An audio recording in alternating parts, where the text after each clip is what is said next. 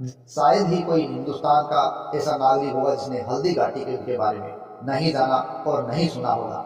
18 जून 1576 को हल्दी घाटी का ये संघर्ष हुआ था। लेकिन क्या जानते हैं कि हल्दी घाटी के इस युद्ध के दौरान महाराणा प्रताप को बीच में ही क्यों जाना पड़ा? 18 जून 1576 को होने वाले इस युद्ध के अंदर महाराणा प्रताप और सामने थे मुगलों के सेनानायक मान सिंह। उनके बीच भयंकर युद्ध चल रहा था। दोनों तरफ से अनेक सिपहसालार और अनेक सहयोगी दोनों तरफ से अपना अपना प्रयास कर रहे थे। राणा प्रताप के प्रमुख सहयोगियों के अंदर भी अगर हम देखें तो राणा कुंजा भी अपने तीर कमान के साथ या अपने धनुधारियों के साथ उनका पूरा सहयोग दे रहे थे। इस युद्ध के दौरान महाराणा प्रताप का जो प्रिय घोड़ा था चेतक, वो भी अपने अविस्मरणीय बलिदान के लिए हमेशा इतिहास प्रसिद्ध रहेगा। और इसी चेतक पर चढ़कर ही महाराणा प्रताप ने मुगलों के सेनानायक बहलोल खान लोधी को उन्होंने शरीर सहित घोड़े सहित दो भागों के अंदर काट डाला था। तो ऐसा था चेतक। आइए अब जानते हैं महाराणा प्रताप को युद्ध क्षेत्र से वापस क्यों जाना पड़ा था। और उसी दौरान महाराणा प्रताप के लोगों को ये सूचना मिलती है कि महाराणा प्रताप के पीछे के क्षेत्र पर कुंवर जगमान ने आक्रमण कर दिया है और वह क्षेत्र और राज परिवार के लोग संकट में हैं। इसलिए उन लोगों ने महाराणा प्रताप को जंग बीच में छोड़कर चले जाने के लिए बाध्य किया। महाराणा प्रताप के गुरु राघवेंद्र जी ने ही महाराणा प्रताप को ये पूरी सूचना दी थी, क्योंकि उनको सूचना प्राप्त हुई थी। और राघवेंद्र जी ने ही महाराणा प्रताप को इस समय यहाँ से जाने और परिवार और राज्य की रक्षा करने के लिए सलाह दी थी। और इसी सलाह का पालन करते हुए महाराणा प्रताप ने यहाँ से निकल जाना उचित समझा था। हालांकि वो खुद भी उस समय घायल अवस्था में भी थे। और महाराणा प्रताप है वो अब जाने के लिए जब तैयार हुए, तब जलामान सिंह ने राणा प्रताप के राज के चिन्ह और छत्र धारण कर लिए और युद्ध का नेतृत्व करने लग गए थे। और उस युद्ध से महाराणा प्रताप को मजबूरन अपने राज्य और अपने परिवार की रक्षा के लिए निकलना पड़ा।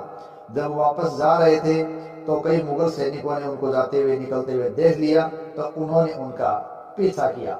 उस पीछा करते हुए लोगों को महाराणा प्रताप के भाई शक्ति सिंह ने देख लिया। और शक्ति सिंह जो कि इस समय अकबर के सहयोगी थे, तो उन्होंने इस प्रकार भाई का पीछा करते हुए मुगल सैनिकों को देखा, तो उन्होंने पीछा करके उन सभी मुगल सैनिकों को मार दिया। और महाराणा प्रताप ने उनको आगे बढ़ने के प्रेरित किया, क्योंकि महाराणा प्रताप ने उनको बताया कि जगमान ने है वो राज्य पर आक्रमण कर दिया है और राज परिवार मुश्किल में। तब शक्ति सिंह जो अपने भाई से बिछड़े हुए थे वो गले मिले और उन्होंने अपना घोड़ा अपने भाई प्रताप को दिया। देखिए ऐसा इसलिए हुआ कि चेतक इस समय काफी घायल हो चुका था और वो एक नाले को पार कर रहा था, और उस नाले को पार करने के बाद ही वो वहां धराशायी हो गया और वो चलने के लायक नहीं रहा। ऐसी स्थिति के अंदर घायल चेतक ने वही प्राण त्याग दिए और महाराणा प्रताप ने फिर अपने भाई शक्ति सिंह के घोड़े से आगे की यात्रा की थी और आगे जाकर अपने परिवार और अपने राज्य की रक्षा की थी। इस प्रकार महाराणा प्रताप को हल्दी घाटी के संघर्ष से इसी कारण बीच में से जाना पड़ा था। हालांकि बाद में जगमाल कभी भी सत्ता को प्राप्त नहीं कर पाया और महाराणा प्रताप मुगलों से हमेशा संघर्ष करते हुए ही वीर गति को प्राप्त हुए थे। उनकी मृत्यु कहते हैं जब जनवरी 1597 में धनुष की परतंचा चढ़ाते हुए थी, तो कहते हैं उनकी मौत पर अकबर ने भी आंसू बहाए थे, क्योंकि वो उस व्यक्ति को कभी अधीन नहीं ला सका और वो उसकी बहादुरी से बड़ा ही प्रशंसित था। क्योंकि अकबर है वो हल्दी घाटी के युद्ध के बाद मान सिंह से भी इस बात को लेकर नाराज हुआ था कि वो महाराणा प्रताप को झुकाने या पकड़ने में नाकामयाब रहा। लेकिन अकबर ये जानता था कि महाराणा प्रताप इस राजपुताने का एक सच्चा सपूत और एक सच्चा वीर था, जिसे झुकाना कोई आसान काम नहीं था। वो मातृभूमि का एक ऐसा सपूत था जिसने सत्ता भी एक क्रांति के रूप में प्राप्त की थी और मुगलों के आगे कभी भी उसने घुटने नहीं टेके थे और अपने आप को इतिहास के अंदर अमर कर दिया।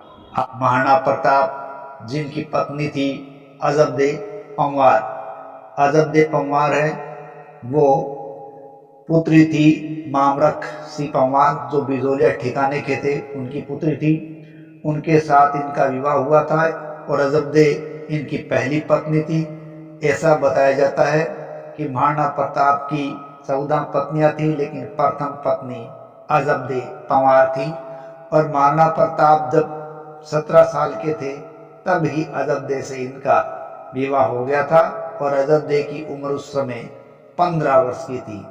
और यही अजबदे वो पत्नी थी महाराणा प्रताप की जिसने प्रताप के पुत्र अमर सिंह को पैदा किया था। यानी अजबदे का ही पुत्र हुआ था अमर सिंह, जिसने प्रताप के बाद में सत्ता की कमान संभाली थी और अपने आप को प्रताप के एक सच्चे वंशज के रूप में साबित भी किया। आशा है आपको ये वीडियो पसंद आया होगा। यदि हमारा वीडियो पसंद आया तो प्लीज़ वीडियो को लाइक करें, कमेंट करें, शेयर करें और हमारे चैनल को सब्सक्राइब करें। इसी के साथ जय हिंद, जय भारत और जय मेवाड़।